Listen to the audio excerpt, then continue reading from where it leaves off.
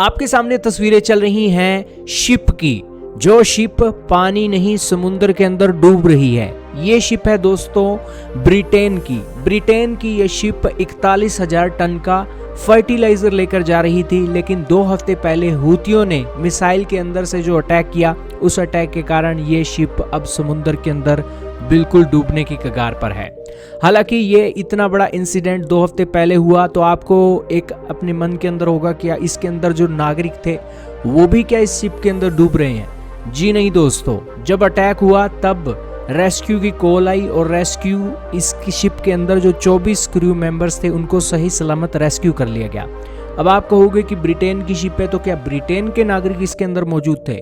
जी नहीं दोस्तों, इस शिप के अंदर एक भी ब्रिटेन का नागरिक नहीं था और सारे के सारे विदेशी एक क्रू मेंबर थे और उनका रेस्क्यू किया गया।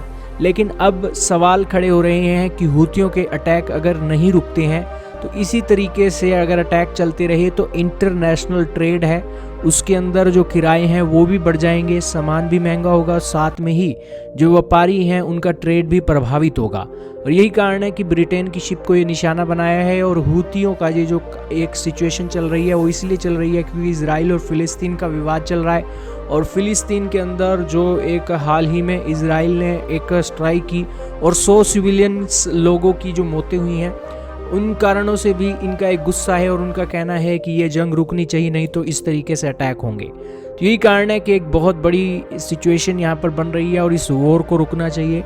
और इस सिचुएशन के अंदर ये जो इंटरनेशनल ट्रेड है वो भी प्रभावित होता हुआ दिख रहा है। हालांकि बीते दिनों हमने आपको खबर भी दी थी कि जिसके अंदर बताया था कि इस साल $62 बिलियन का नुकसान हो सकता है ट्रेड के अंदर, अगर ये जो हूतियों का जो सिचुएशन है इसी तरीके से चलती रही। खैर, आपका क्या मानना है दोस्तों, कमेंट सेक्शन में जरूर बताइएगा।